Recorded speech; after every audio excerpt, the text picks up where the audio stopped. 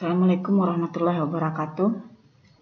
Hari ini saya akan menjelaskan tentang bagaimana cara pembuatan kolom kromatografi. Kolom kromatografi itu adalah merupakan salah satu dari teknik pemisahan yang sering dimanfaatkan untuk memisahkan senyawa dari bahan alam. Berarti senyawa yang ada pada tumbuhan yang sebelumnya telah kita ambil kandungan kimia melalui suatu proses ekstraksi. Kemudian dari proses ekstraksi itu akan terbawa banyak senyawa, mungkin 100.000 ataupun 1.000.000 senyawa. Nah, kita harus memisahkan komponen-komponen yang ada di dalam ekstrak tersebut sehingga menjadi senyawa murni. Nah, salah satu teknik yang bisa kita gunakan untuk memisahkan itu adalah kolom kromatografi atau kromatografi kolom. Pada sesi ini saya akan membahas tentang peralatan dan bahan apa yang diperlukan, kemudian bagaimana cara membuat kolomnya sendiri, kemudian bagaimana cara penambahan sampel yang akan dipisahkan kepada kolom yang telah kita bikin tadi, kemudian mengelusinya, bagaimana cara untuk memberikan pelarut, menambahkan pelarut yang akan membantu mengelusi dan membantu memisahkan senyawa yang ada di dalam sampel tadi, senyawa yang ada dalam sampel tadi. Kemudian terakhir adalah monitoring menggunakan KLT. Oke, kita coba lihat bagian 1, apa saja peralatan dan material yang dibutuhkan untuk membuat kolom kromatografi. Sebelumnya kita coba bahas sedikit. Kolom kromatografi itu adalah tipikal dari suatu liquid kromatografi, di mana maksudnya adalah liquid kromatografi itu mempunyai fase geraknya itu adalah suatu cairan dan fase diamnya itu adalah satu adsorben. Adsorben itu bisa jadi silika gel, bisa jadi alumina, ada berapa terserah, yang penting adalah bentuk padatan. Kolom kromatografi memisahkan suatu senyawa dengan memasukkan senyawa tersebut ke bagian atas dari suatu kolom yang telah di packing dengan suatu adsorben. Kemudian ditambahkan dengan suatu fase gerak, di mana fase geraknya itu adalah cairan yang akan menyebabkan senyawa tersebut akan bisa melewati kolom yang berisi fase diam tersebut dengan kecepatan yang berbeda. Berarti senyawa tersebut, nanti kan kita tahunya senyawa itu kan dalam suatu sampel itu kan senyawanya ada ratusan ribuan. Jadi mereka akan ngantri masuk. Jadi kecepatannya yang berbeda itu tergantung kepada afinitas dari suatu senyawa dari campuran tersebut terhadap adsorben. Jadi kalau misalnya seperti alumina ataupun silika gel, adsorben itu kan polar. Jadi kalau kita dalam suatu sampel kita yang kita bahasakan dengan sederhananya mungkin mengandung senyawa nonpolar, semipolar, dan polar, maka adsorben tersebut akan berusaha menahan senyawa polar dulu. Kemudian yang paling kuat dia tahan itu adalah senyawa polar karena dia like and dislike. Dia akan menahan sesuatu senyawa yang sama polaritasnya dengan dia. Jadi kalau kita menggunakan silika gel, adsorbennya polar, maka senyawa polar akan tertahan lebih lama di dalam kolom tadi yang berisi adsorben tadi. Kemudian lanjut dengan yang selanjutnya yang kurang bertahan adalah semipolar, dan yang paling cepat melewati kolom itu senyawa nonpolar. Berarti alirannya dia kan kolom kromatografi itu seperti kolom kromatografi itu bekerja berdasarkan gaya gravitasi. Jadi nanti kita lihat gambarnya di mana sampel di mana adsorben tersebut dimasukkan ke dalam kolom, kemudian sampel nanti juga ditaruh di atasnya. Fase geraknya ini akan mengakibatkan suatu senyawa yang akan dipisahkan itu kontak dengan adsorben, kemudian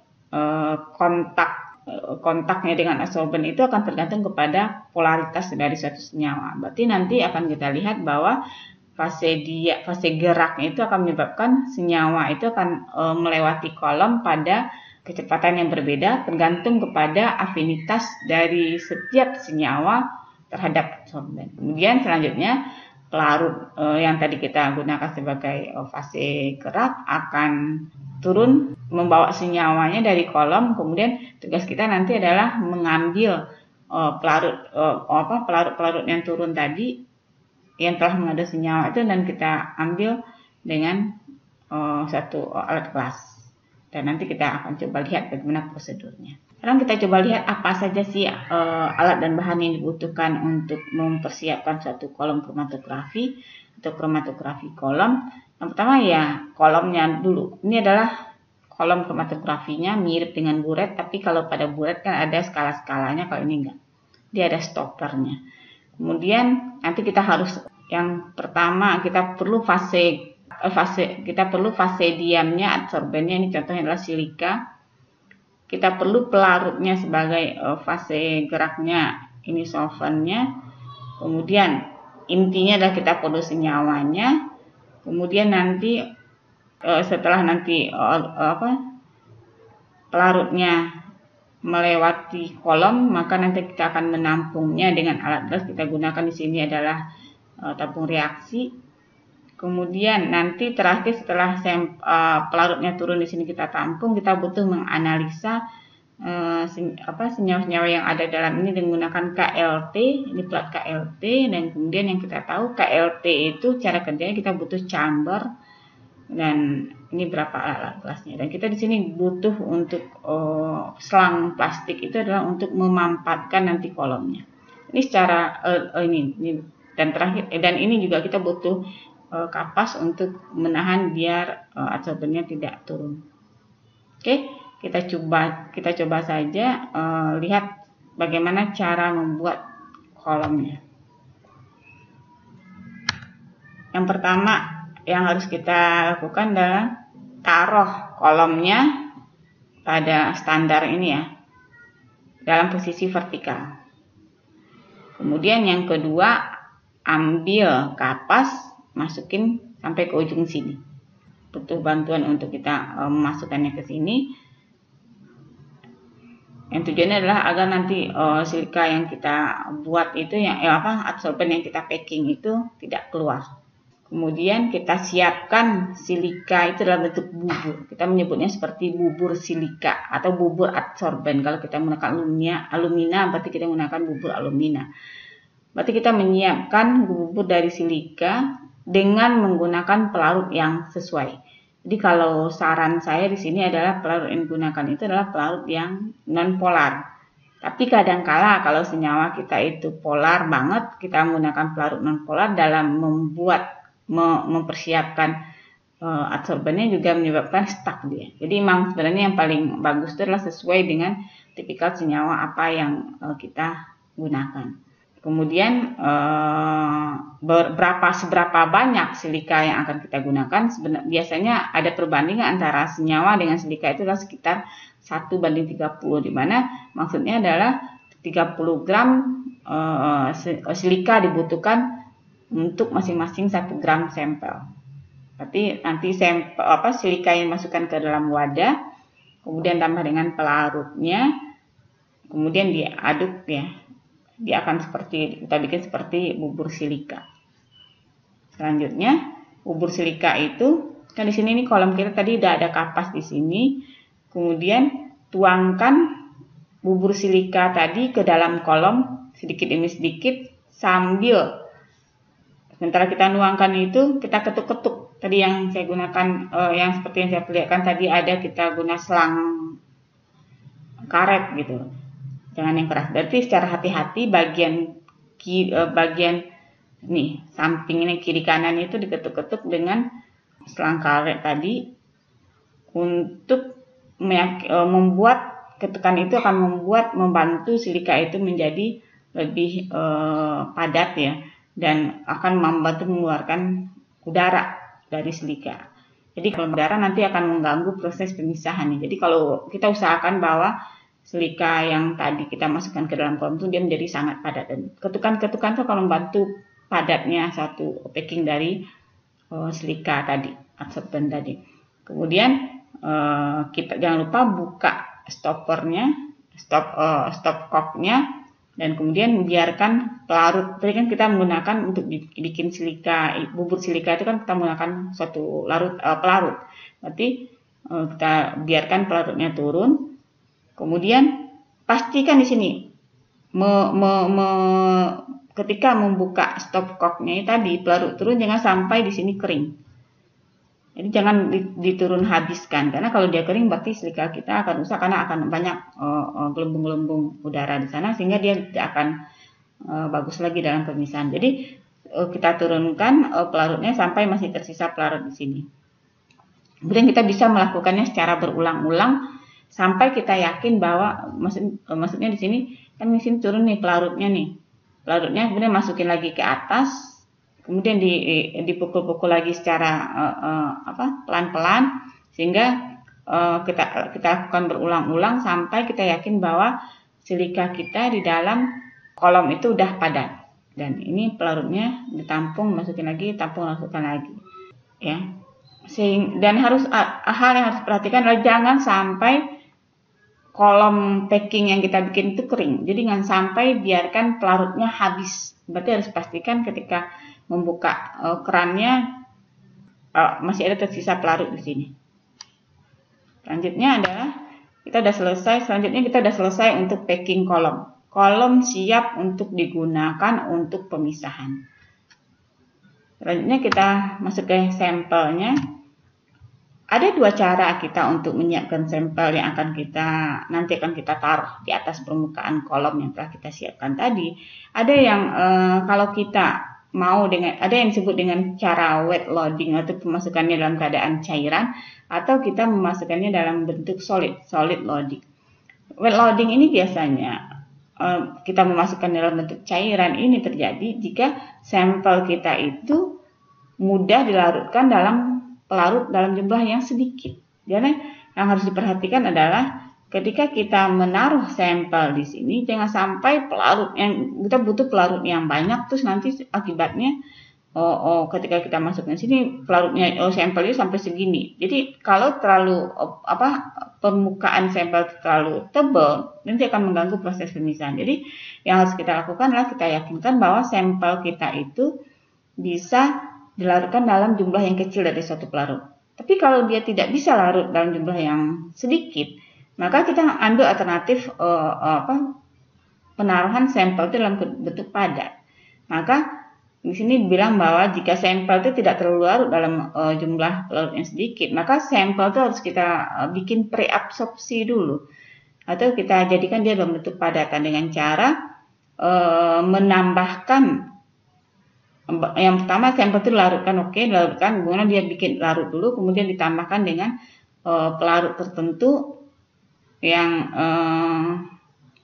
jumlahnya mungkin lebih kurang sekitar 5 kali dari jumlah sampel kita berapa beratnya.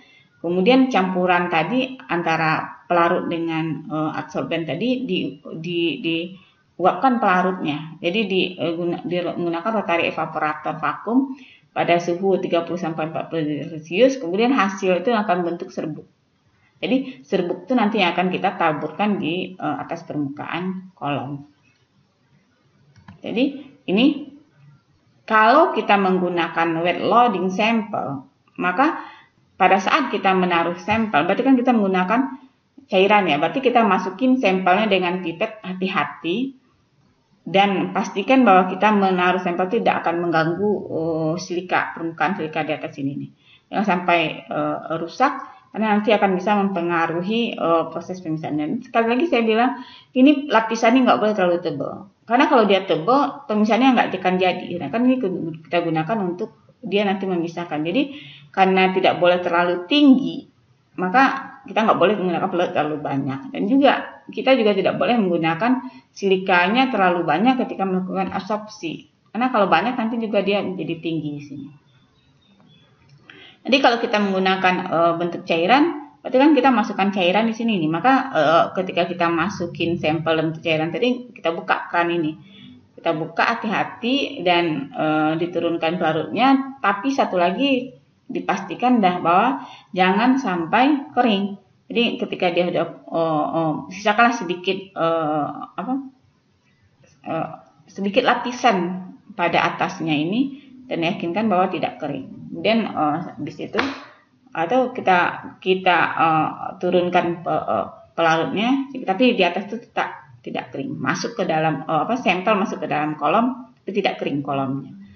Kemudian ya kalau masih ada sisa-sisa yang nempel-nempel di ujung kolom itu, kita boleh tambahkan pelarut lah sedikit saja. Kemudian keluarkan lagi pelarutnya dengan membuka stoppernya kayak gini.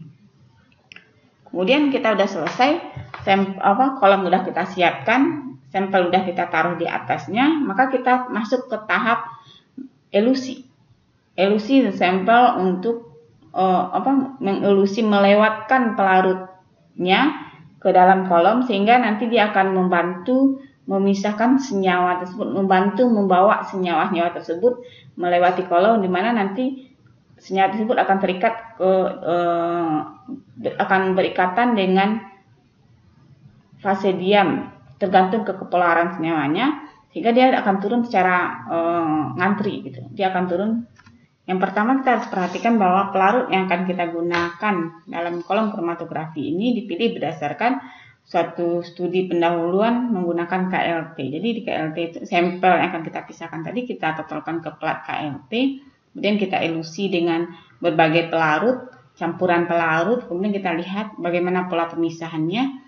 Pola pemisahan yang bagus dari KLT mungkin kita gunakan nanti yang akan kita pisahkan kita totolkan ke di atas plat KLT, kemudian kita elusi, kita pilih berbagai pelarut, kemudian pelarut yang bagus menyebabkan campuran senyawa tersebut terpisah dengan baik akan kita gunakan untuk pemisahan. Jadi kita bisa memilih campuran pelarutnya itu berdasarkan campurannya itu increasing gradient polarity, artinya adalah kita bikin campuran pelarut tapi polaritasnya itu meningkat secara bertahap, atau kita menggunakan campuran pelarut itu konstan dari awal sampai akhir dengan campuran pelarut yang sama. Itu disebut dengan isokratik. Yang pertama, kalau kita bikin pelarut secara konstan berarti kita menggunakan sistem pelarutnya isokratik. Tapi kalau kita menggunakan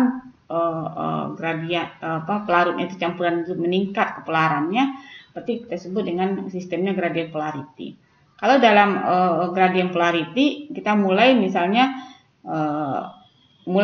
untuk mengelusi senyawa tersebut dengan pelarut nonpolar 100%. Kemudian kita tingkatkan polarannya dengan menggabungkan antara nonpolar dengan pelarut semipolar, di mana perbandingannya mungkin 80-40. Kemudian nonpolar dengan semipolar kita tingkatkan lagi kepolarannya menjadi 60-40. Kemudian seterusnya sampai terlihat seperti ini, sampai terakhirnya nanti pelarut itu adalah pelarutnya polar 100%. Jadi nonpolar semipolar dengan peningkatan kepolarannya meningkat terus, kemudian semipolar saja 100%, kemudian campuran semipolar dengan polar. Kalau nonpolar misalnya N-heksan, dan kalau semipolar misalnya etil asetat.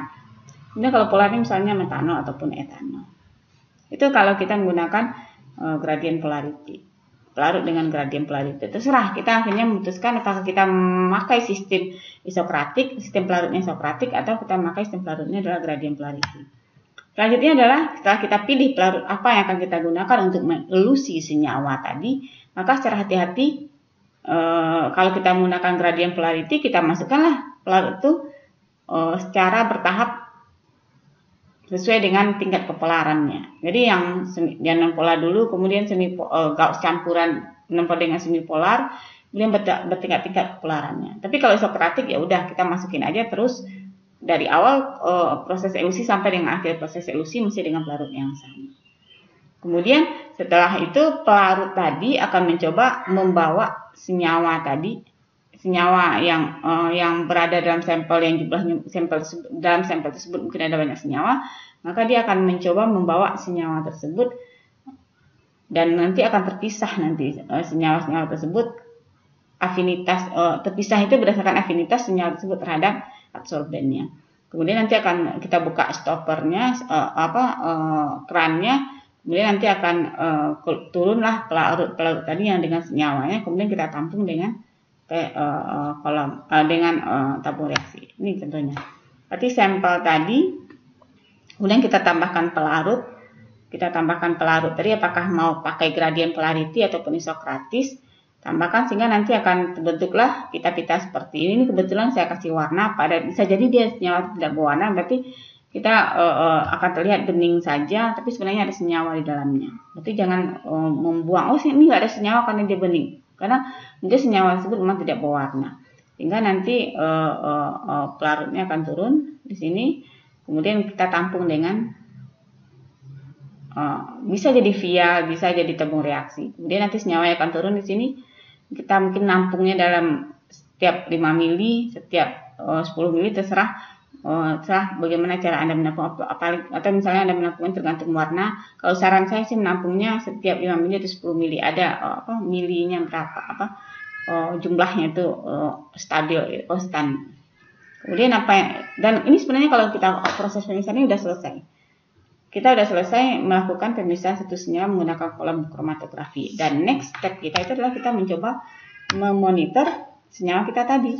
Jadi kita mau melihat senyawa ini kebetulan misalnya warna sama, berarti dia mungkin kita misalnya dapat 100 test tube ya, tabung reaksi, dan mungkin senyawa-senyawa dengan senyawa-senyawa yang sama. Misal dalam untuk test tube 1 sampai 100 kita monitor dengan KLT apakah dia senyawa yang sama. Maka misalnya 1 sampai 5 ternyata dengan KLT kita lihat bahwa RF-nya itu sama, maka kita gabungkan. Nanti seperti ini.